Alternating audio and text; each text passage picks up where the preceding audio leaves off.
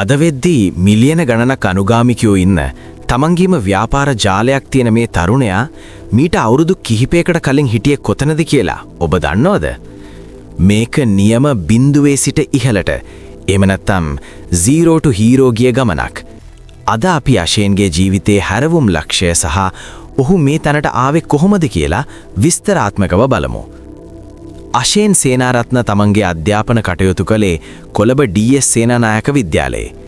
පාසල් යන කාලේ ඉඳන්ම අශේන්ට තිබුණේ අනිත් අයට වඩා වෙනස් විදිහට හිතන මොලයක්. ඔහුට ලොකු උනන්දුවක් තිබුණා ඡායාරූපකරණය සහ වීඩියෝ කලාව ගැන. අශේන් මුලින්ම සමාජ මාධ්‍ය තුලට පිවිසෙන්නේ ඡායාරූප ශිල්පියෙක් විදිහට. අශේන් සේනාරත්න ෆොටෝග්‍රැෆි හරහා ඔහු විවිධ උත්සව සහ පුද්ගලයන්ගේ ඡායාරූප ගනිමින් තමන්ගේ ගමන ආරම්භ කළා. ඒ කාලේ ඔහු සතුව තිබුණේ සීමිත පහසුකම් ප්‍රමාණයක් විතරයි. නමුත් ඔහුට තිබුණා එක දෙයක්. ඒ තමයි අලුත් දෙයක් කරන්න තිබුණු අසීමිත ආශාව. අශේන්ගේ ජීවිතයේ ලොකුම හැරවුම සිද්ධ වෙන්නේ Facebook සහ YouTube හරහා ඔහු වීඩියෝ කරන්න පටන් ගත්තාමයි. මුල් කාලේදී ඔහු කළේ ප්‍රෑන්ක් වීඩියෝ සහ සමාජයේ අවධානය දිනා ගන්නා සුළු සරල වීඩියෝ. ලංකාවේ ප්‍රෑන්ක් වීඩියෝ කලාව ජනප්‍රිය කරන්න ඔහු විශාල දායකත්වයක් දුන්නා.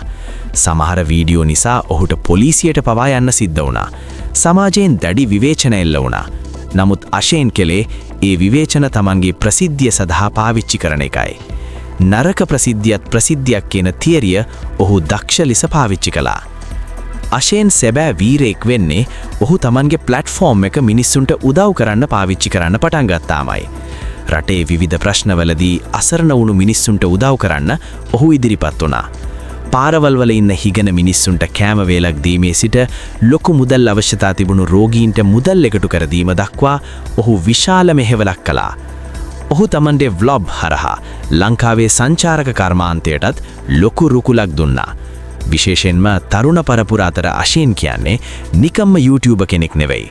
තමන්ට ඕන දේ කිලින් කියන අසාධාරණයට එරෙහිව හඬ නගන නායකයෙක් විදිහටයි ඔහු පෙනී සිටියේ.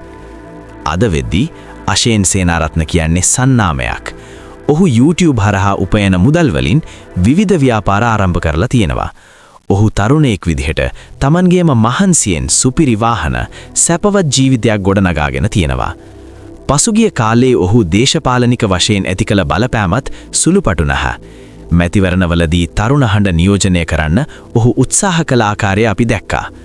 සමහර ඔහුට දොස් කිව්වත් ඔහු කරන්නේ තමන් විශ්වාස කරන දේ වෙනුවෙන් පෙනී සිටීමයි. අශේන්ගේ කතාවෙන් අපිට ඉගෙන ගන්න තියෙන වැදගත්ම දේ තමයි මිනිස්සු මොනව කිව්වත් තමන්ගේ ගමන නතර නොකළ යුතුයි කියන එක. ඔහු බිඳුවේ ඉඳන් ආපු කෙනෙක්. ඔහුට රාජ්‍ය අනුග්‍රහයක් හෝ පරම්පරාගත ධනයක් තිබුණේ නැහැ. තිබුණේ කැමරාවක් සහ නොසැලෙන අදිෂ්ඨානයක් විතරයි. අද ඔහු ලංකාවේ ඩිජිටල් මාධ්‍ය කලාවේ දැවැන්තෙක් වෙලා ඉන්නේ ඒ නිසයි. ඔබත් අශේන් වගේ වෙන්න අවශ්‍ය නැහැ. නමුත් ඔහු ඒ නොසැලෙන ගතිගුණය ඔබේ ජීවිතයට ආදර්ශයක් කරගන්න පුළුවන්.